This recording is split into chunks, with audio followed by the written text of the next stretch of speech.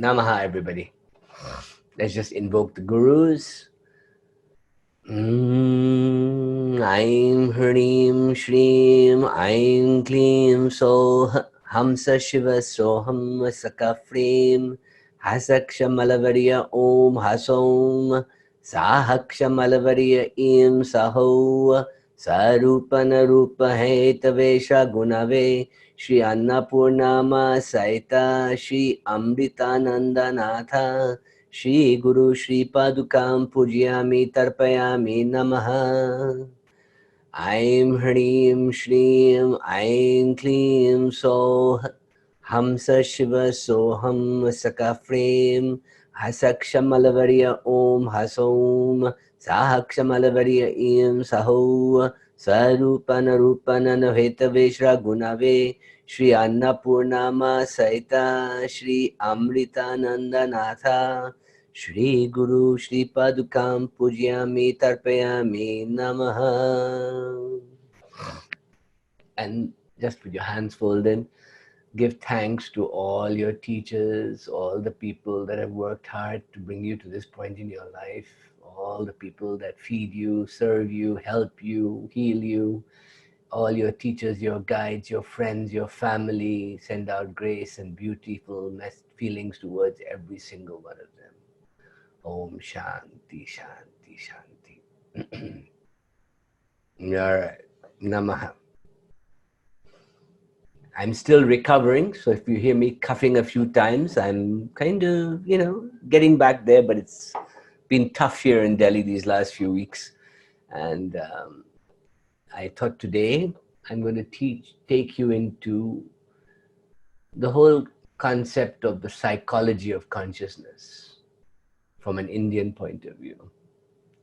And for those of you who have heard me reference it, the teachings of Sri Aurobindo and the mother of Pondicherry are very dear to me because they're the closest example of real consciousness exploration that integrates Shakti, and it also helps me transcend to higher states of consciousness. Sri Aurobindo always said, if you go to the next slide, is that all life is yoga.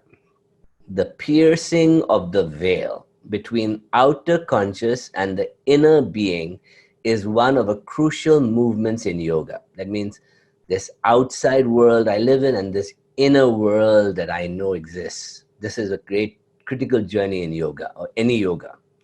For yoga means union with the divine, but it also means awaking first to your inner self. That means antarmukhi, me inside myself, and then to your higher self, a movement inward and a movement upward. So one of the key things here is that we are both in the body and in our consciousness. As you've seen with all my earlier teachings and ideas, we started with the body as our temple and moved up towards grace to come down into us and give us that beautiful bliss in the heart. Now, if all life is yoga, and that is a yoga of ascension, the tantric path, let's say, then there's the other part in Indian philosophy called Vedanta, right? And for those of you who don't know what Vedanta is the teachings of what is called the Upanishads and also the Bhagavad Gita, which says that at the source of everything is this divine consciousness called Brahman, which you can call God or anything you want to call that supreme, omniscient, omnipresent, conscious being. And that is the source.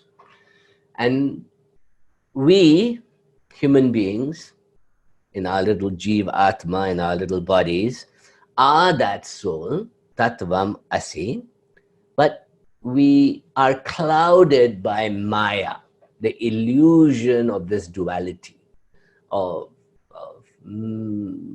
consciousness and energy, matter, of male, female, of dichotomies, dualities, all these dualities. And if I peeled away this Maya, this illusory world, I realized that I am in that bliss consciousness all the time. And that bliss consciousness is known as Sat Chit Ananda. Truth, consciousness, bliss. That means that if I tear away all the veils and remove all the illusions, then eventually I come to this state of consciousness known as Samadhi, where I dissolve into the vast mind that is the source from which I am, the Para-Brahman, the Brahman.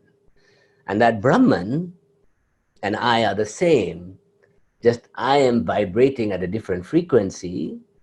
And until I remove all the veils that make me ignorant of who I am, the avidya, I cannot realize the vidya, that I am that ultimate reality. Now, the difference between Vedanta and Tantra is that Vedanta says that this body is an illusion. It is to be detached from. This world is illusory. These relationships, this sensory experiences of the world are all part of this great illusion that we're trapped in. And we have to let go of them bit by bit by bit until realization occurs. Tantra took it in a different direction, same outcome, the bliss state of Sat Chit Ananda, but said that this body is also part of that grace experience of Shakti. And because Shakti is present in every cell, in every atom, in every particle, this can also be experienced in bliss in this life, in this body, in these experiences can also experience bliss. That means that we can have awakenings, transformations, bit by bit on the journey to total dissolution. That means this body can be a vehicle for just as much grace and divine experience as the shedding of attachments can be.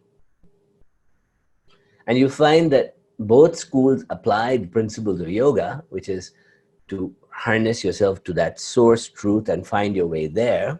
But Tantra and Vedanta are two ends of the spectrum. While one is about experiencing bliss in the body while I'm alive, and the other is about detaching from all reality and going towards that bliss state that I know is there at the end of all illusion. Now we, so far, have come to this experience from the tantric point of view, which is that the Shakti that comes into us, this goddess energy that descends into us, is what keeps us alive, gives us grace, gives us meaning in this life. But we know that at the end of it is this dance of Shiva and Shakti in the para state, where if we go in that direction, we dissolve into non-duality. So we're going to the same place. And what you find is that in the 19th century, one great Indian teacher came along at the end of the 19th century called Sri Ramakrishna. And he basically discovered through his own practices. He was a temple priest of Ma Kali in Calcutta. And those of you who came on the quest saw his temple and his room. He came along and said, well, all paths lead to the same truth. That means that no matter whether I follow the Christian path or the Muslim path or the Tantric path or the Vedantic path or the Jain path or the Buddhist path, I end up at that same Sat Chit Ananda, bliss consciousness, where even though I might end up with so many different traditions and religions and ideas, they all take me to the same truth. And he said in his translation, he said that as many chariots as there are, that many ways there are to get to the truth. There's no one way. So by the end of the 19th century, this big idea was coming into being in Vedantic philosophy that all paths were true, that no matter which tradition you followed, there was a unifying field that brought us all together. Ramakrishna used to tell the story of the elephant. and the Jain story of the elephant, where 6 blind men were asked by the king to describe the elephant, and each one felt a different part of the elephant. So the one who felt the trunk said, "Oh, my lord, the elephant is like a giant serpent." The one who felt the leg said, "Oh my God, my lord, the elephant is like a tree." The one who felt the tusks said the elephant is like a spear. So everyone had a different description of the elephant because none of them could see the whole picture of it. And this idea of the ultimate reality being beyond the ability of any tradition to describe it gives us all these fragmented paths and techniques and tools and religions that come out of them. So Ramakrishna was the great, and Ramakrishna's greatest student was Swami Vivekananda, who was the first to bring this Advaita Vedanta to the West and talk about the universal nature of all man, that we are all one.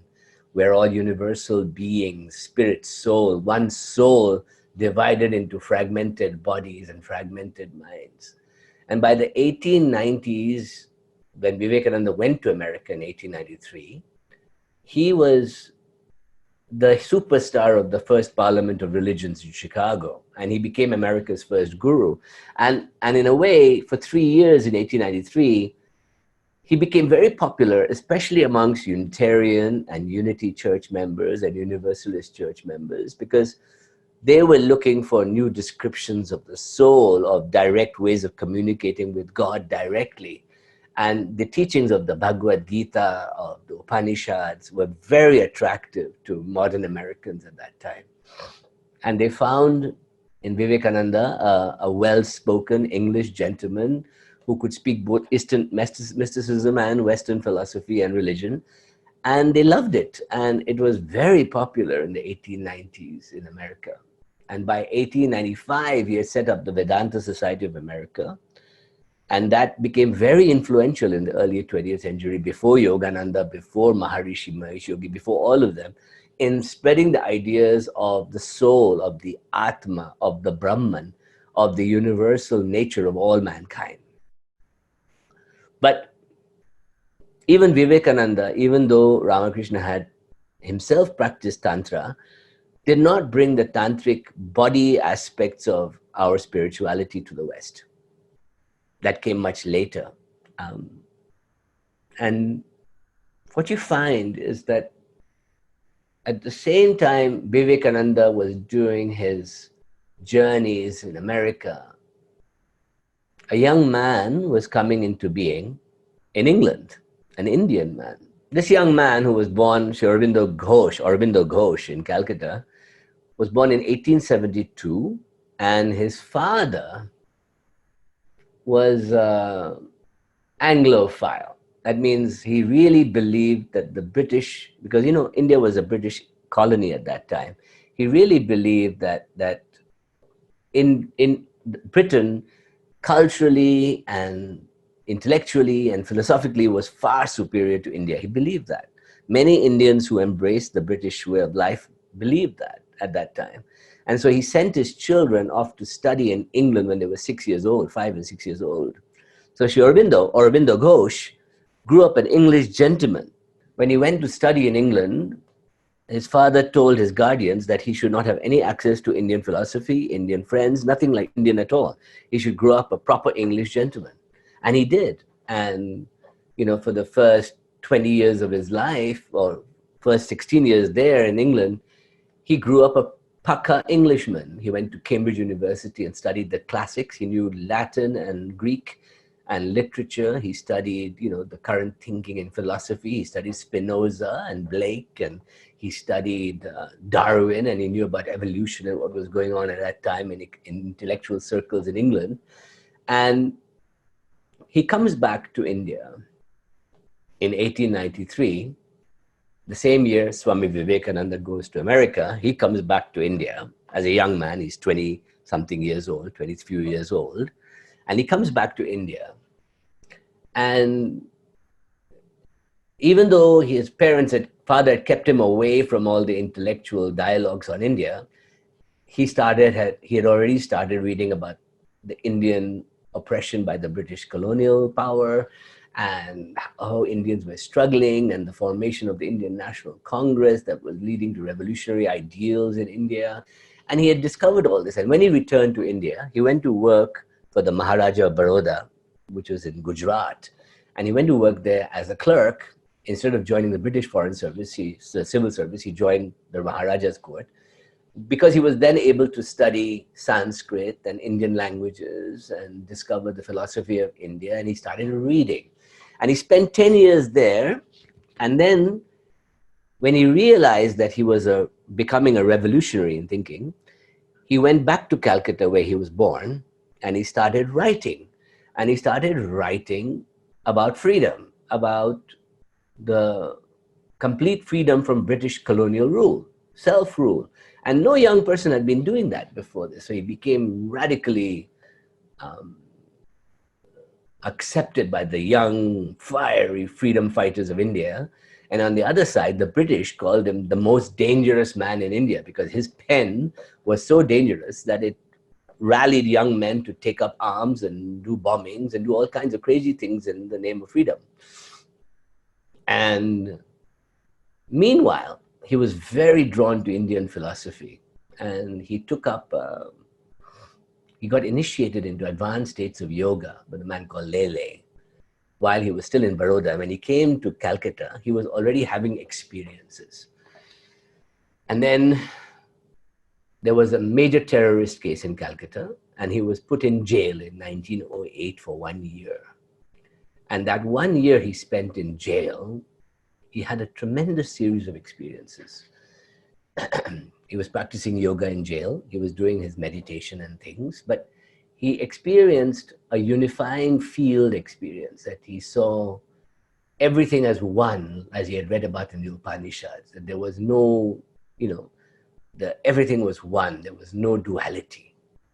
Then he experienced, in visionary states, he experienced Swami Vivekananda came to him, because Swami Vivekananda had died by this time, and came to him in a vision and initiated him to higher states of consciousness during his visionary night dreams, and told him about higher levels of consciousness available beyond the mind.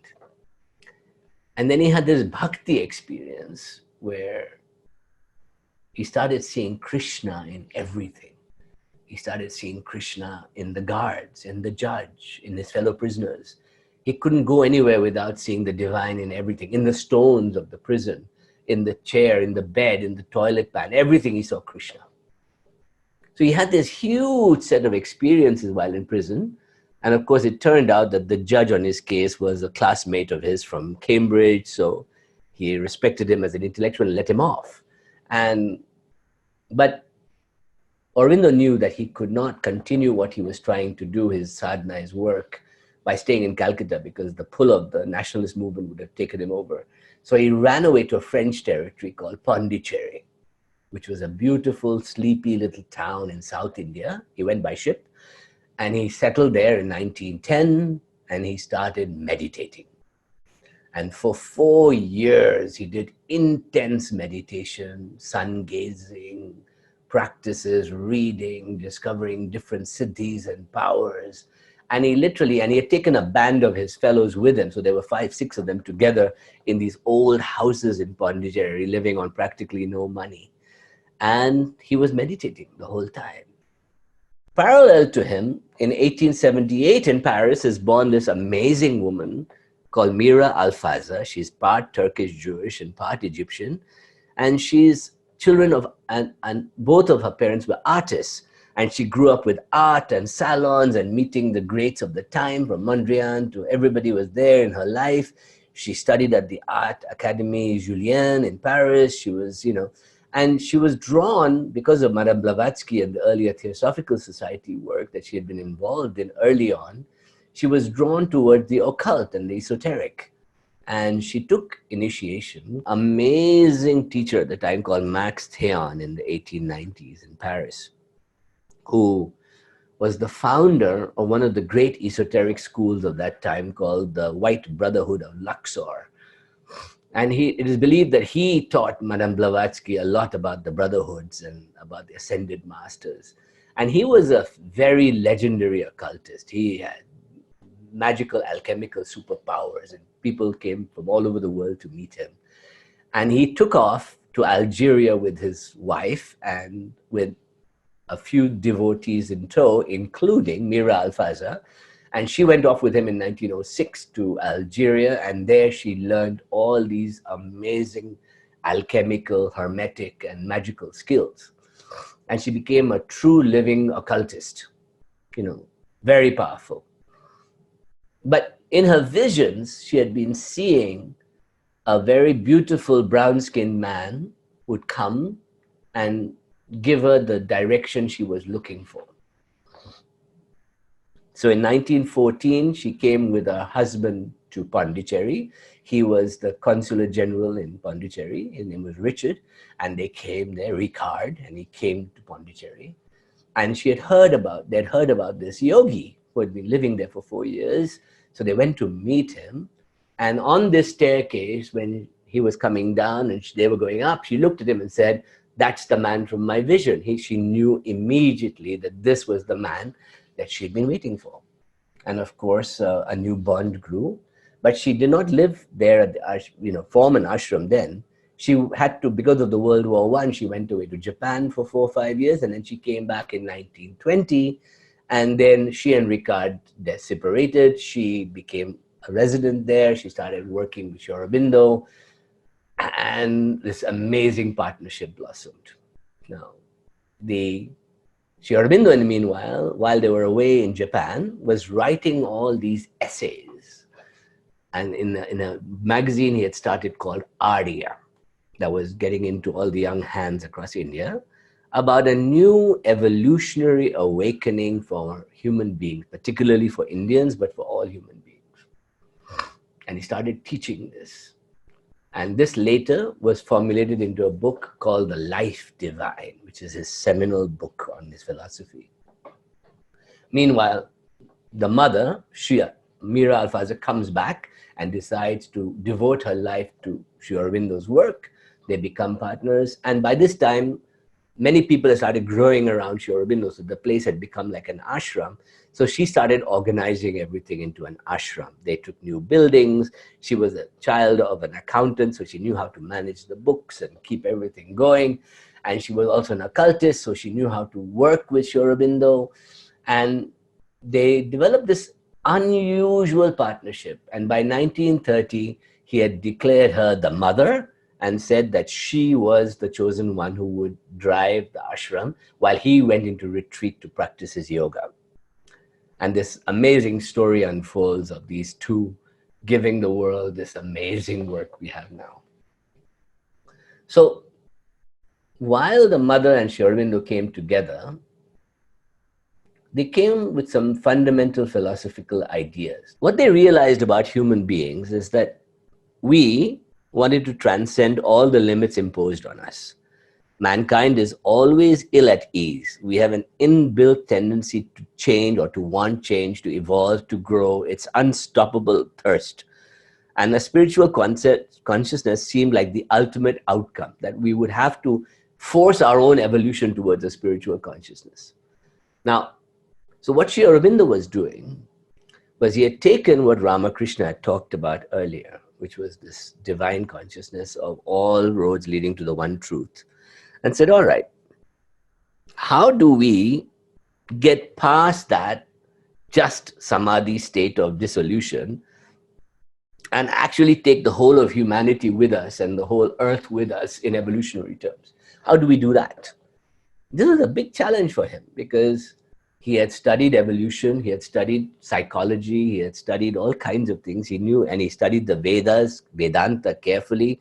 He had studied the tantras and the work of Shakti. And so he felt that if he could bring together the transcendental qualities of Vedanta to dissolve into the vast nothingness and the active principle of tantra, of Shakti in the body, in together in some way, then he could develop a theory of yoga that would not only integrate that, but integrate the body, integrate psychology, integrate Western ideas as well, and create a new syncretic yoga that could become a new algorithm for mankind to evolve into higher states of consciousness and act from that. This is a very big idea. He believed that he and the mother called it the integral yoga, this idea of an integral approach to becoming perfect. That means that they believed that in us, in every atom, in every particle, in every molecule on the earth, the code of perfection is built in. That means the code of Shakti is built into every particle out there. We are the first species who have the ability to even begin to explore transcendence. That means that transcendence was not a natural predisposition of the biological evolutionary urge. This is a very human trait that only came about in the last 100,000 years or so. This idea of an altered state of reality, an altered higher state of consciousness, of a divinity beyond, of seeing beyond our animal needs and grasps, the transcendent state. This was a very unusual trait of the human being. And he actually saw that if that was the case and mankind had somehow hacked itself out of its animal nature for millions of years, whatever means it did it with, accidental, nature, plant medicine, shamanic behavior, whatever, something had triggered that we could now actually imagine molding our own evolution, psychic evolution, consciousness evolution. We could do it. So he had this picture in his mind that through an integral approach to living, with surrender to this great plan and will in your heart, one could seek and strive towards perfection. Big picture. Now, that means that forget perfection of samadhi alone, perfection in the body, perfection in the work we do, perfection in the nature we create, the planet we have, the way we all thrive together, the collective consciousness that goes beyond us, the nature of this human psyche into higher states of consciousness together.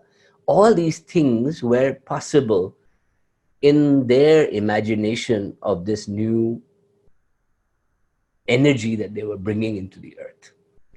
And in 1926, they declared that they had managed to bring down part of that energy into the world and were going to ripple that throughout the whole world.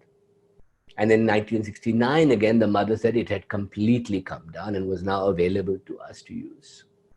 And this was what was called the descent of Shakti. This was their symbol that they developed, which was very similar to the Lakshmi Yantra or the triangles of the Sri Yantra. And if you look at it carefully, they called the transcendental state, Sri Aurobindo called it the super mind. That means it was not the mind at para, I mean absolute singularity, but the mind that began to imagine this reality, this immanent reality, was called the super mind. And it was behind a veil, so we could not see it carefully. In between was this sukshma state, which we call sukshma in the tantric world, which is the supramental being. And here, lokas, beings, intelligences can work with us. We can collectively move in that direction too and become supramental beings. He believed that the supramental being was the next stage in our evolution, that we would have more and more people become supramental beings, being both in the body and in the sukshma level and the transcendental level. And then if we could work on our minds, we'd have the psychic being.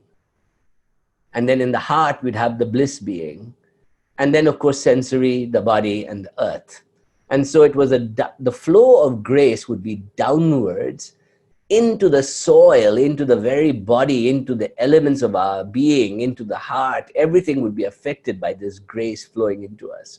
And we could then, as integral yogis, act in the world from this grace coming into us. And as you can see here, he integrated Vedanta and Shakti, the occult, bhakti, tantra, ideals of nature and nature into all his thinking of creativity and things like that. The premise that he was saying was that if one surrendered to the grace that was of this supermind coming through the supermental beings into us, what he called the Shaktis, the divine graces of Mahakali, Mahasaraswati, Mahalakshmi, Maheshwari, the grace divine mother, supreme mother, Aditi, that mother described later. Or if they came into us as grace and we were prepared to receive them in a vessel that we had worked on developing, then that grace would flow through us and begin to make us much more perfect in every way, both individually and collectively. That means that plants would grow better in the soil that we would work with. Children would grow happier and more content. We would become clearer and peaceful and balanced. This was a massive experiment they undertook. And people were drawn to this. So hundreds of people came from all over India to work with them and to see what they could do. And if you go there, Aurobindo Ashram, you feel that energy of this experiment going on in athletics, in farming, in food, in music, in culture, in art. They're trying to. And there was this great effort by Sri Aurobindo first intellectually, and then the mother in her actions to build this ashram, and then build Auroville later, to bring this to the world. So what was this approach to perfection they were looking at? And the best way to think about it is that how can we map the integral yoga in some way? And I'll begin with it today, but I'm going to only touch upon it a little bit today, and then we can go deeper on integral yoga in the next class. But the integral yoga, the way to think about it is that if all life is yoga, that means every moment of my life is an act of my meditation, is a yoga. Every moment. That means it's not just about half an hour in the morning and then I go crazy through the whole day and then try and balance again at night. It's not like that. It is a state of observation of both your mental states, your physical states, your body, your higher consciousness, all observing at the same time while maintaining action in the world. So you become yoga all the time. And what does that mean?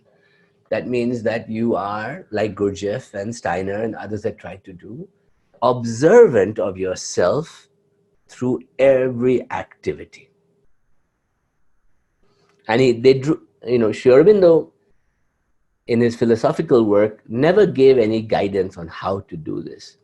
But many authors have worked on his yogas and his notebooks and brought out the nuggets of what he felt were what he called the 7 quartets, 7 areas in which one could develop, and each having 4 aspects to them. And if one developed all 4, he believed that you would be the ideal psychic being, the full awakened being that could evolve towards supramental, towards supermind, and he even used the word superman, well, in a different way than Nietzsche did. Right? The idea of the transcended human being was also active in the world fully. This was his dream. And he tried to live that, even though he didn't live till he passed away when he was just under 80. For those days, that was quite old. The mother lived till well into her 90s. And you see it in the glow of elderly people at the ashram. You see it in their activity, in their athleticism, in their sportingness, that there is this experiment going on at improving little things, little things, little things. My mind, my body, my learning, my being, my candor, my state of affairs. And think about it. If you could apply all the Shakti principles I've taught you and the breathing and then start to apply it on a daily basis to every aspect of your life, and you developed a yoga of your own. That's what they were trying to do. But he was trying to do it from a state of samadhi and siddhi that he himself had achieved. And he was trying to do it, and the mother also was a living Shakti. So these two powerhouses came together to do this experiment, and they opened the schools, they opened the whole city, they built ashram, they built a beautiful energy they built, and like with everything, it's aging, but it's still trying. And it was one of those great experiments. And if you look at the effect of that experiment, a man in the 1950s, the Philosophical Institute in Los Angeles was starting, and they brought Haridas Choudhury, who was chosen by Sri Aurobindo, to teach the integral yoga to the West. And that today is now called the California Institute of Integral Studies, that has its roots in the Aurobindian philosophy of integral yoga. The integral psychology comes from there. If you look at Esalen and Michael Murphy, he was a student of the mother and went back and started the human potential movement that gave rise to that the body could be a tool for awakening. He was an athlete himself, and he built Esalen, and he worked with some of the greatest minds of the 20th century. Ken Wilber was deeply influenced by Sri Aurobindo's teachings and used the integral framework to build his AQAL system and his integral psychology. So we are seeing the ripple into the environmental movement, into education, into all over the world from this experiment that started in Pondicherry. And it's very powerful to think that such a energy could have such a ripple effect, because he was bringing so many things together that nobody had ever done before. When I started the Thousand Suns Academy, I wanted to bring that idea back to life, that an integral approach that could increase the merging of tantra with trika and consciousness and Vedanta and Western psychology and Hermeticism, and learn from shamanic wisdom, and could be brought in some syncretic way together, would be, and Chinese medicine. We could learn so much from each other, that all paths are true. We're all heading for the same truth, but we can learn from each other and weave together amazing yogas of our life, so that we as yogis can choose to try this and this. We can lay out a framework like Sri Aurobindo did with the 7 quartets, but we can create our own things to fill in those gaps.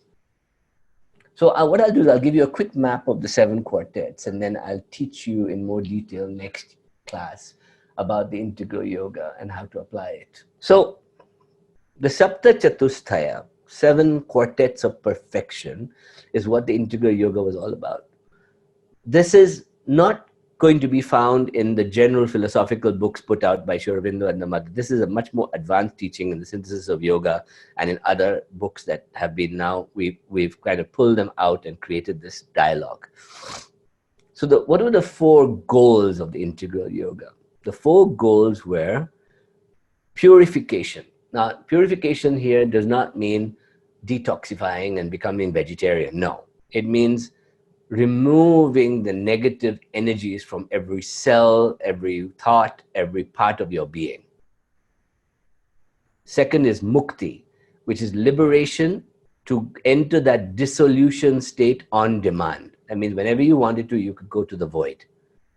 Siddhi is using the body to realize that at any time through your breath and your cells and every part of you, and develop skills and tunings and powers that help you navigate this world better, including happiness and bliss. And bhukti was to live fully and enjoy life, healthy, prosperous, well-being, happy, and completely long life, and not falling ill, and going through life as a yogi. Can that be possible? These were the 4 ideals of the goals of the integral yoga. And as you can see here, there's 6 points to the map and 1 in the center. They start with Shanti, then Shakti, then Vijnana, knowledge, Sharira, the body, then Karma at the bottom, and Brahma at the top, being. And then we integrate that all in the middle with Siddhi, yoga, perfection. So we integrate our whole life through these 6 points into the middle. And as you can see, the balancing is that the upper part is Purusha, which is Vedanta, the idea of dissolution into the vast nothingness of the mind. And below is Tantra, which is the body, Prakriti and nature, how to be good in nature and healthy and balanced in nature. So the map is a balance between your higher mind and your body, just like we do in our Thousand Suns work, and then combining it all in the middle at a sign of Siddhi in the middle. So I'll just quickly take you through the 6 and we can then come back to them next week.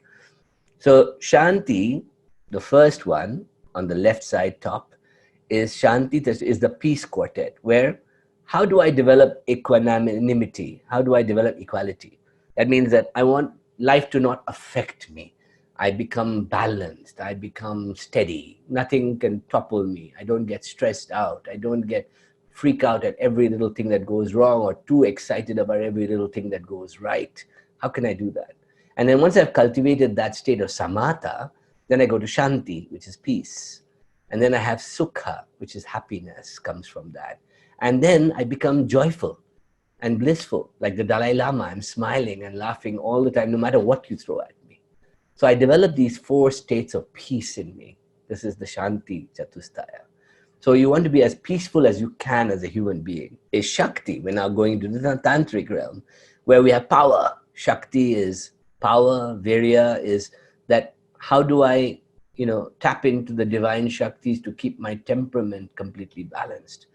Daivi Prakriti is how do I tap into nature to keep myself completely balanced. Shraddha, how do I keep my faith in the divine plan continuously balanced in me? These are all powers that I can cultivate in me.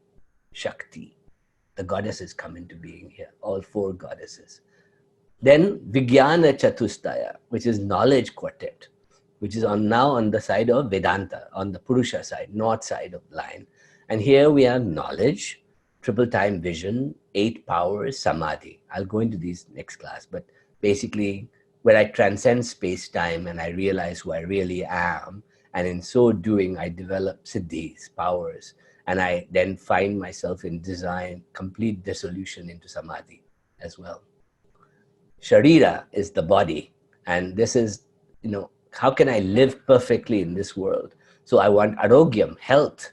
I want, to be light as a feather, so vital and so alive that I can practically levitate and defy gravity. Saundaryam, I want to have grace and beauty all around me with music and art and culture and glowing around me of art and beauty. I want vividhanda, which is manifold delight. I want to, everything I touch should be delightful. It should be like blossoming flowers with every step I take. Can my body achieve that state of joyful, blissful living? This is what I want.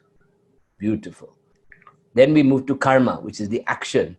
And here I take on 4 forms: Krishna, Kali, Kama, Karma. And here, Krishna is the divine acting through me. Kali is the Shakti acting through me. Kama is the pleasures that come out of this world, but still acting in the divine way. And karma is the work I do that results in good quality karma and actions out of my activities. So I'm going to come back to these in detail, but the karma chatusthaya is how I do my work in the world and how I live in the world and how I can still make money, do good things, help the world, teach, whatever I want to do, be in real estate. But as long as I work from that divine full point of view, I can create the world I want. Next stage is Brahma. And Brahma chatusthaya is all about the higher states of consciousness.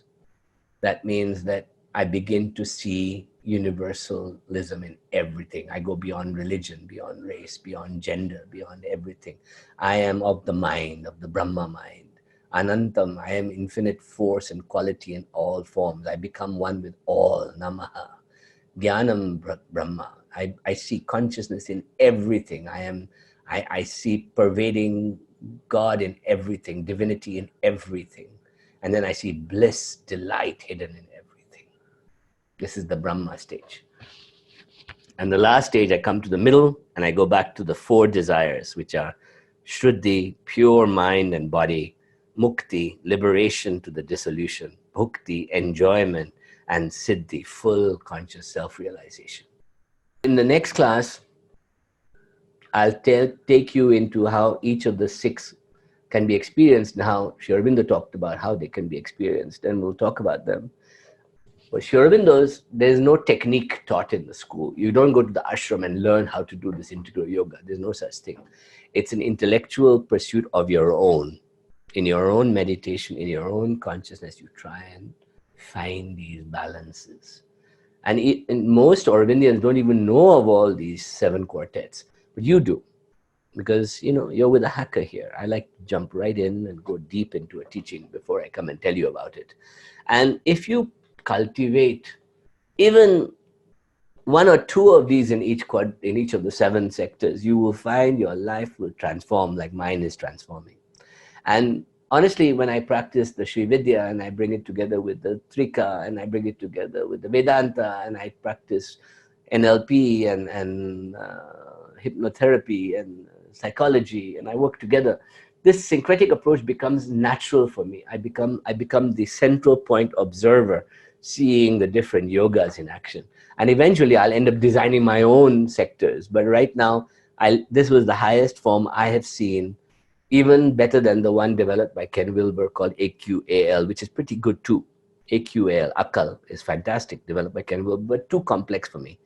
I want to see the simplicity of the tantric in me working with the Vedantic dissolution, shunya in me, combining it with my knowledge of Western psychology and neuroscience and science, and combining it with my masculine and my feminine, my creative urges, my sexuality, my energy, my happiness. I want to see it all come together.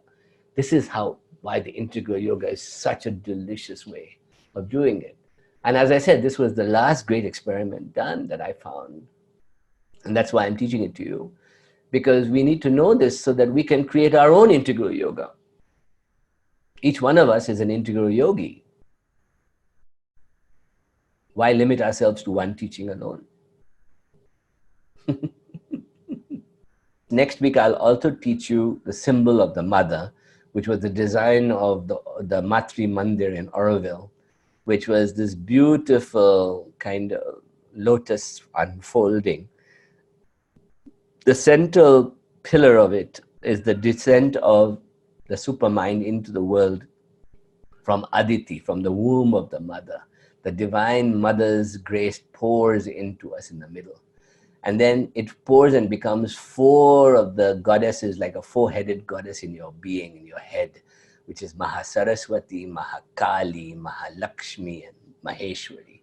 And we'll go into that next week. And then, as a result, 12 qualities come into your life: progress, receptivity, aspiration, perseverance, gratitude, humility, sincerity, peace, equality, generosity, goodness. And what you'll find, and courage, and what you'll find is that she gave each one a color. It relates to flowers and geometries, and they developed an entire beautiful index and database of this knowledge that is still accessible to all of us, and we can use it to develop higher codes of principles in our being. And you can even visit Matri Mandir in Auroville and see this in living action. There are rooms for each of these 12 traits, and you'll see the pools of beautiful delight as you go into each one. So two of the best things that Sri Aurobindo did was that he never taught mantras very much, but he did write 2 mantras that we still have access to. And you and I have already chanted them a few times, but I'll just tell you again. So the first mantra is Sri Aurobindo's mantra, which the only one he ever gave out in 1927, which was the Om Anandamai Chaitanyamai Satyamai Parame, which means Om, she who is the delight, she who is consciousness, she who is truth, she who is supreme. I bow to that mother. Om Anandamai Chaitanyamai Satyamai Parame. Or the way that we sing it also is Anandamai Chaitanyamai Satyamai Parame. So you can do it as a mantra, which is Om Anandamai Chaitanyamai Satyamai Parame. Om Anandamai Chaitanyamai Satyamai Parame. Or you can sing it in different ways, and there are many versions available. Om Anandamai Chaitanyamai Satyamai Parame. Or you can do it the way we do it. Anandamai Chaitanyamai Satyamai Parame. Anandamai Chaitanyamai Satyamai Parame. Anandamai Chaitanyamai Satyamai Parame. The song at the beginning of this is the version by Jagjit Singh, which I played for you earlier in the class. And this is such a beautiful version. It's worth listening to. And you can meditate to that. Just put it on and listen to it. And you'll feel such bliss in your heart. And open up and imagine surrounding you are these higher supramental levels of consciousness, each one with a mother. Anandamai, Chaitanyamai, Satyamai, Paramai. So you have Satchitananda in your body already that you experienced with Gauri, Mahalakshmi, Mahasaraswati, and Lalita. But above you also is this grace of the mother in layers coming into you and dancing with you. And you bring it in like Anandamai, Chaitanyamai, Satyamai Parame. Anandamai Chaitanyamai Satyamai Parame. Anandamai Chaitanyamai Satyamai Parame.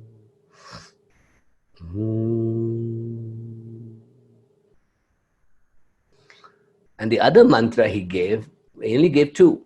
And there were some other ones we play around with, but I'll teach that to you later on. He gave a mantra to the sun. So he gave his own version of the Gayatri mantra, which is much more beautifully directly powerful because it doesn't go through all the levels of your head only. It takes you, like, fill me with truth, divine sun. So it goes Om Tat Savitur Varam Rupam Jyotir Parasya Dhimahi Yanna Satyena Deepayet. Om Tat Savitur Varam Rupam Jyotir Parasya Dhimahi Yanna Satyena Deepayet. Satyena Deepayet.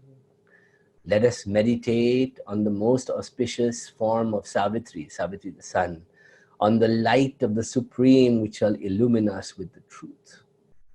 Om Tatsavitur Varam Rupam Jyotir Parasya Dhimahi Yanna Satyena Deepayet. Satyena Deepayet.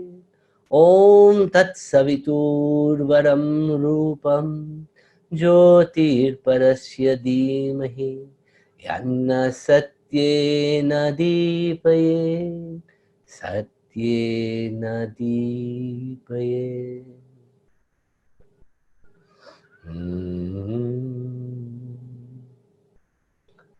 So whenever I get a chance, I chant this to the sun every morning. I do it sometimes 108 times, sometimes just 9 times. And the bliss that fills is incredible. Much greater bliss for me than the Om Bhur Bhuva Vaswar or Vishwamitra. This is very powerful. So for today's class, the whole idea is that Sri Aurobindo not only gave us amazing literature to read and reflect upon, and the mother did the same, and how to bring Shakti into your life, how to bring this super mind down into the world, how we can use grace in every action of our being, and how we can live in this grace and this consciousness all the time without any crutches. And then you can choose how to integrate this yoga into your life. So you're not told that this is the way and you must pray to this goddess and that god and this thing. No, no crutches. You are the integral yogi. You are going to choose how you increase bliss in your life. You are going to choose how you increase happiness in your life. You're going to increase how you do work in your life. You're going to become the observer in the middle of this power, siddhi, lotus, from where you will watch yourself being this integral yogi. So what we're going to do over the next class or two is go into the integral yoga and try and see how we can practice it. And then I'm going to teach you about the Upanishads after that, because there are two ways to approach the infinite non-duality. One is through Trika, which some of you already done with me, and the Vigyan Bhaira Tantra. But I'm also going to teach you one or two of the texts of the Upanishads, particularly the Isha Upanishad, which was his favorite, and the Kathopanishad, which is my favorite. And I'll take you through those two and introduce you to the Upanishads as well. So we've got a few nice weeks of deep consciousnness learning coming up. And I look forward to teaching you and working with you and helping you get to higher states of consciousness. Hari Om Tat Sat.